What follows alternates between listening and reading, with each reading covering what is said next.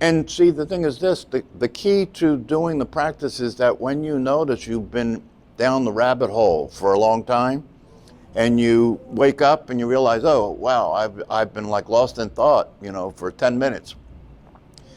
The key to the success of the practice is when that's noticed, there is no reaction to that having happened.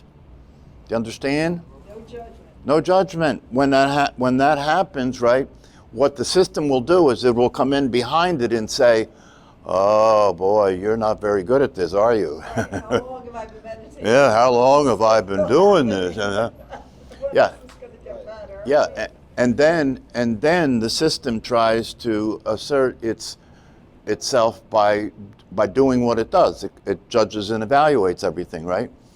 And so the way it'll keep perpetuating the idea you have of yourself is to come in behind that, judge it and evaluate it, make a comment about it, and when it makes a comment about it, it brings you back into the personality. So, but even if but here's the deal. Even if that occurs, because what you said is so much the heart of the matter, even if that occurs and you see it, then it didn't occur. This is what you have to understand, right? That this is the whole thing. I really want to keep the emphasis on the idea that upon making contact with the truth, upon coming into contact with the Dharma, and upon coming into contact with reality through the practices and through the teachings, upon coming into contact with that, given the fact that when you begin the process, you're being a person. And when you're being this person likes these teachings, doesn't it? Right. The person likes the teaching because the person sees these teachings as something it can use. Oh, wow, this is cool. I can use this, right? We're way out of our insanity. Yeah, I can use this to be a saner person. I can use it to be a better person. I can use this to be a wise person, an enlightened person. Oh, this is really cool. I can't wait to the next party so I could share, right? That's the way in the beginning, and there's nothing you can do about that, right? Because the person has inhabited you. Yeah, it's possessed you. You're possessed, right? And so the only possibility is that the person hears the message, right? And then the person sees this message as something that can make the person powerful, make the person respectable, make the person admirable, make the person more in control, right? Very attractive to the person, right? So then the person then does what the person knows to do, which is to do, right? The person does what the person knows to do. So the person then decides, oh, I know what I'm going to do. I'm going to improve. I'm going to change. I'm going to change the way I am as a person. I'm going to be enlightened. I'm not going to continue to be a person. I'm going to be enlightened, right? So as long as that trajectory is occurring, right, you're moving away from reality. And you can't do anything about that. You can't do anything. So in the beginning, you become a seeker. A seeker is a person trying to be enlightened, right? The only problem with that is that even though you're being a person trying to be enlightened, part of the teaching that you have to somehow not give attention to is that you're already enlightened. Somehow the person has to come up with a way of not hearing that. You understand? Because if you hear that, now you got a problem. If you hear that, now you got a problem. Because if you hear that, it's like, well, if I'm already enlightened and I try to change to become enlightened, that doesn't make any sense. If I'm already enlightened, I try to change to become enlightened.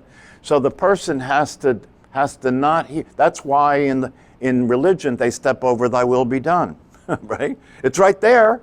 It's right there. There's no doubt about what that means. "Thy will be done," right? But they just step over it, right? Yeah, and you can't have that be included in the process because it creates inner conflict with the teaching, right? So we'll step over that. This way we can have sin, right? Yeah, we'll step over "Thy will be done," and this way we can have sin. This way the voice in your head can judge how you can't meditate very well, right? That can happen now because we're ignoring "Thy will be done" and say, no, I'm going to learn how to meditate. I'm going to become enlightened, right? And that me that's going to learn to meditate and become enlightened is now cut off from its source. It's cut off from its source. Okay, hold on. So that it will then unwittingly, mindlessly, in the name of mindfulness, but mindlessly, right, continue to try and change, try and control the mind, right? Try and stop being a person and so forth. And it won't work, right? So the seeker has to go through this process of trying to be what they already are, seeking to find something that the seeker is what you're trying to find, right? What you're trying to, you are what you're looking for, right? So if you take that to heart, if you really take that to heart, then you have to understand that anything you do won't be it. Anything you do won't be it. But you don't know how to deal with anything other than doing, right? You don't know how to deal with anything other than thinking and doing, right? So that's what you do. You think and you do. That's what you've been doing. That's what seekers do. They seek and they do. They think and they do, right? The thinking is, I'm incomplete, I'm not there yet. That's the thinking. And then the doing is, oh, then I have to seek. I have to find the right teacher, right? Then I come up with a strategy. I have to have a program, right? And I am going to be on the path, and this way, by being on the path, I'm going to work hard. I'm going to work harder than anybody else on the path, yeah, because I know that's going to get me where I want to go. This whole thing is bullshit, you see. But it's inevitable that that's what's going to happen because you don't know how to be anything other than what you've been being. So you'll try and be what you've been being in relationship to this, right? So you'll do that, and while you're doing that, the teacher will keep saying to you as you complain because you keep suffering, right? The teacher will keep saying to you, yes, but you're already home. Yes, but you're already home. Oh, but I don't feel home. You know, it doesn't seem like I am. I keep falling into the same patterns. I'm upset about this whole thing. This is what you hear people saying, right? And then the teacher keeps saying, okay, but you're already home. You're already home, right? So then what happens eventually in this process if the person keeps listening to the teaching and if the person keeps practicing the practice, right? That eventually they'll recognize that they have to include and take much more seriously the teaching that there's nothing to do. They have to include and take more seriously the teaching that there's nothing to do. And then the person is like, well, now what? If there's nothing to do, how do I become enlightened? Well, it can lead to more confusion, right? Right. But eventually, if you stay with the process and you have a teacher, right, and you keep looking, right, you keep relating to the Dharma, because the Dharma can be corrective, right? The Dharma can keep getting you back on the path, you know, by depending on it, you know, reflecting on it, meditating it, and so forth. But here's what eventually will come to pass in terms of what you realize, right? It's a good point that you make, you know, that if I use the working mind to work on my enlightenment, right? If I use the working mind then it won't be the thinking mind. It'll be the working mind, right? And if it's the working mind, then I am not lost in thought. I can use my will and my intention and my working mind to come up with a strategy and then do that strategy to be enlightened, you see. But here's the thing that will clear that up, right? Because an analogy for what you're saying is if you're going to use the working mind, right, as a strategy to be seated right now, how's that going to go? Yeah, it's not going to go anywhere, is it? Yeah. So it's not a matter of whether you're using the working mind, right? You can't use the working mind to do something that's already happened. Right? Yeah, so that's what you'll come to see, right? That's what you'll come to see. And this process is a necessary process for you to start out as a person and then attempt as a person, right? Not to be a person, attempt as a person, not to be a person, right? that this is part of the process, and you have to go through that to recognize the unworkability of that process, right? And to start to recognize what does work. What is it that works? If thinking about it doesn't work, even if you use the working mind, right? If that doesn't work because you're trying to get somewhere you already are, then what works? What's the secret, right? Well, what works, as you pointed out, what works is to simply be aware, to be witnessing what's happening. And when you're aware and witnessing what's happening, you're witnessing it from a real place. You're witnessing from the awareness that you are. And the witnessing of what's happening, right? The awareness of what's happening is not a do, it's a be.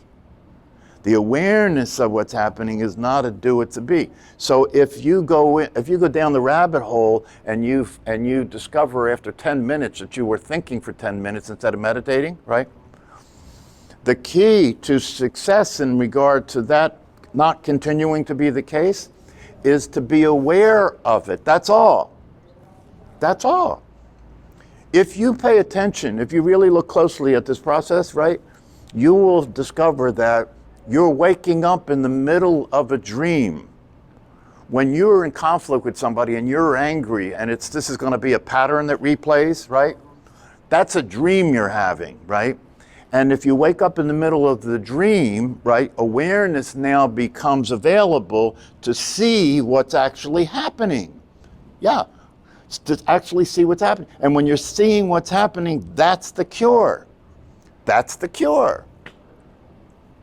Because in the past, you couldn't see what was happening because you were being something in awareness instead of awareness. The truth is that everything is as it should be, but your perception of it or your awareness of it is where the issue comes in.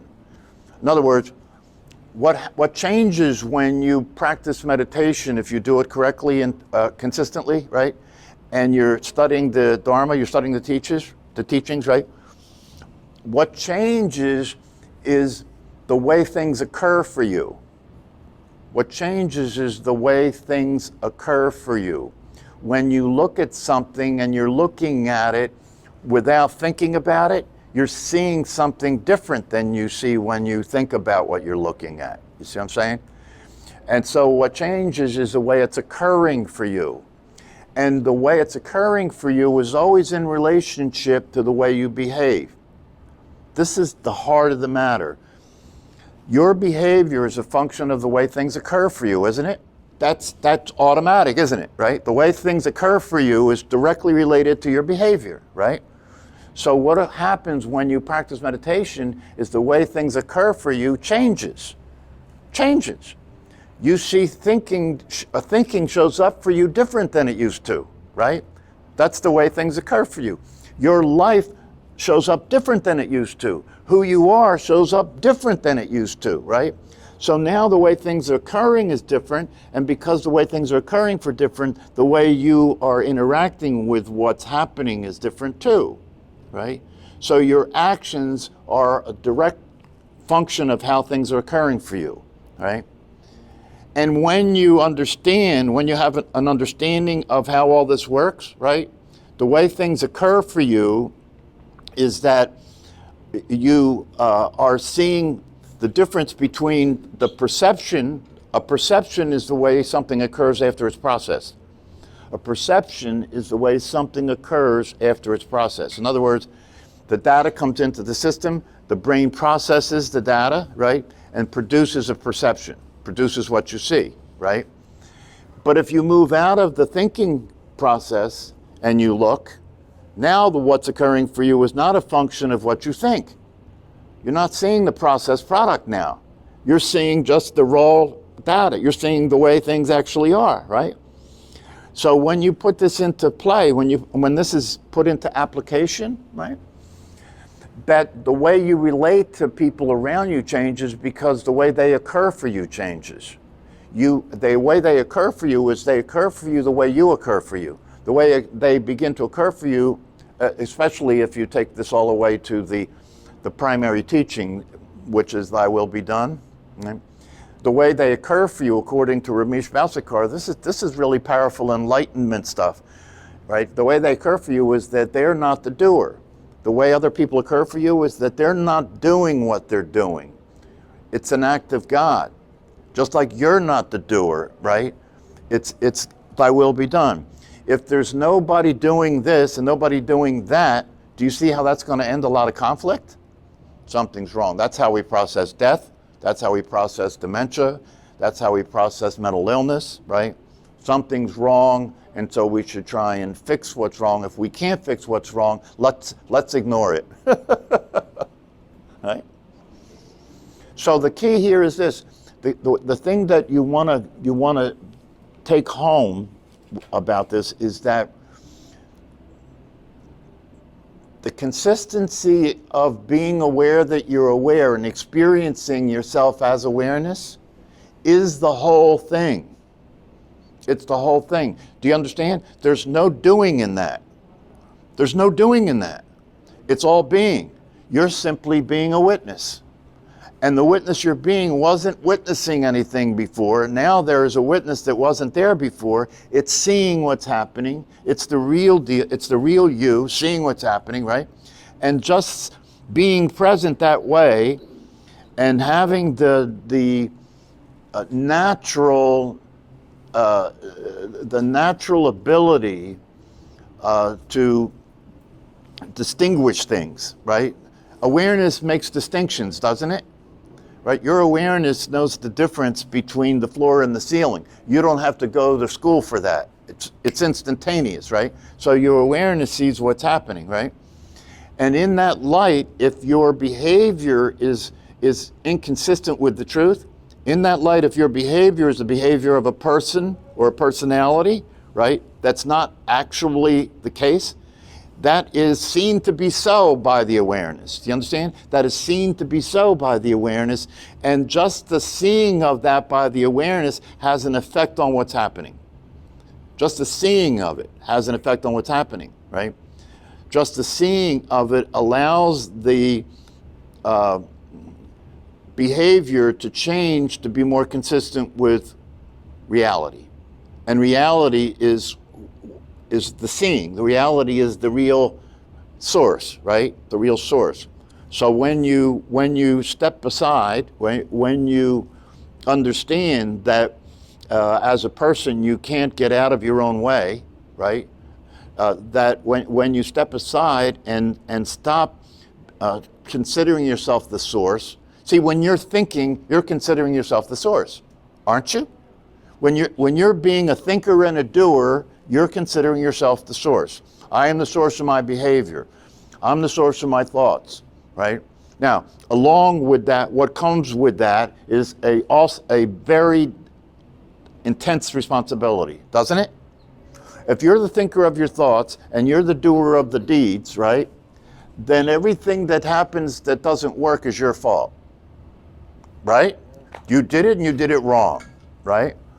So that's the thing, that's the burden you get to carry now. But you see, the problem with that is that if you never if you never sinned, what are you being forgiven for? Do you understand? And if you think you've sinned and you have to be forgiven for your sins, now you're stuck in that reality. You're the sinner, right? But in the system that we're speaking of here, in these practices and teachings, there's no sin. There is no sin.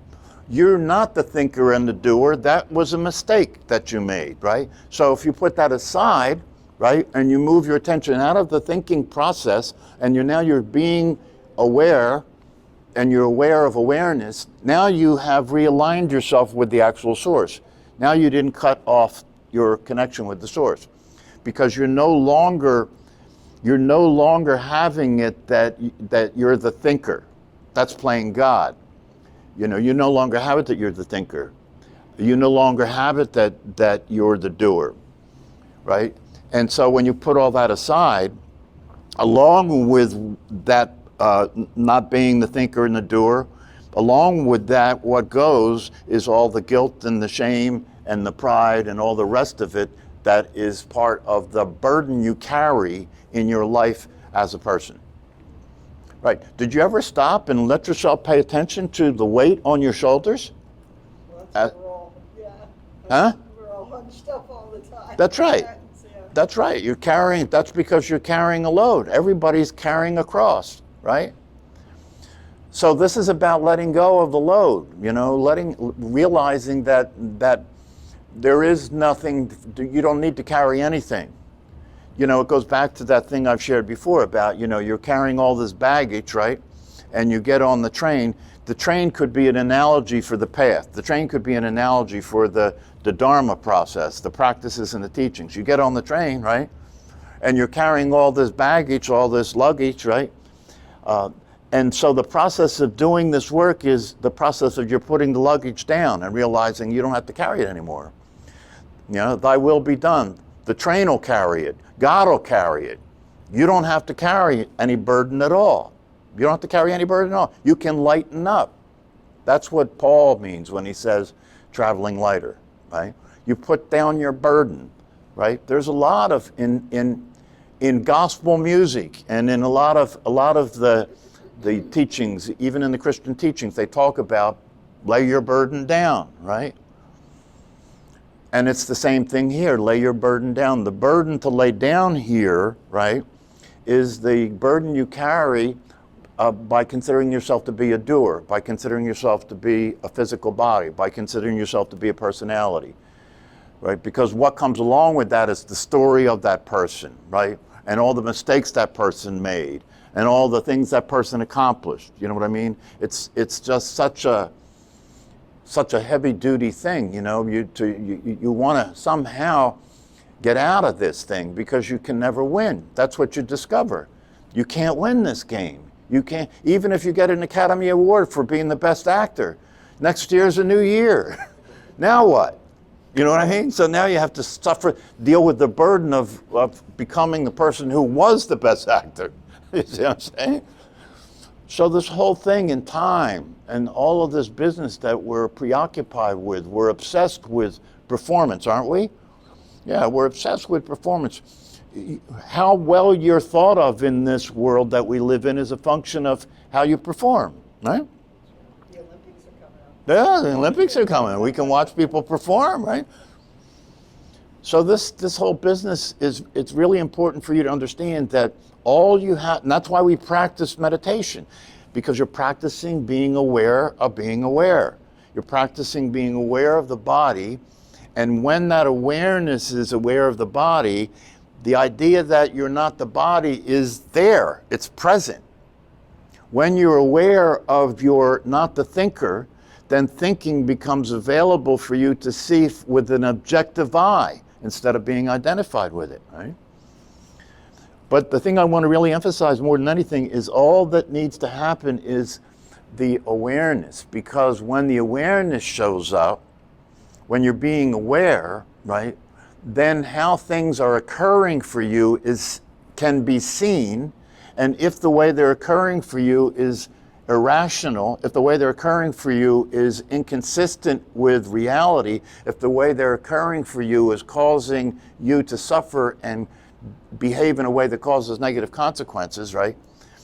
And you're seeing that, you see, where you weren't seeing it, you're seeing that. The seeing of it is all that's needed. Seeing of it, it's all that. If you're complaining because you keep having this sharp pain in your cheek, right? And you look in the mirror and you realize that pain is your hand smacking yourself, how hard is it going to be to stop? You see? It is that way. It is that way. When you realize the suffering you're experiencing in your life is a function of who you're being, not the world. It's a function of who you're being, not the world, right? When you see that, you can't continue to operate as if it's the world, because you'll be watching the truth. You'll be seeing it from the truth.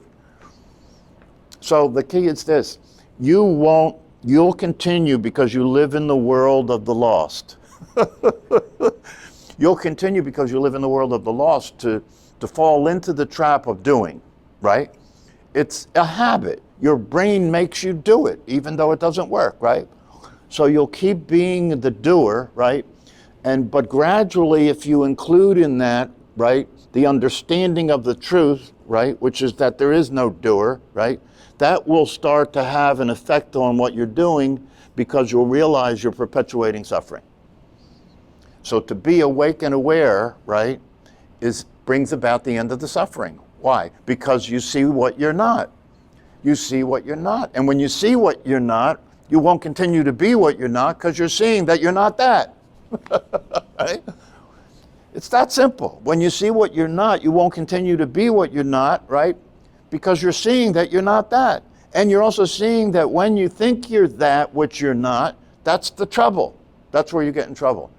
The problem is that you, prior to coming in contact with these teachings and practices, you weren't seeing what you're not. You were being what you're not 100% all the time.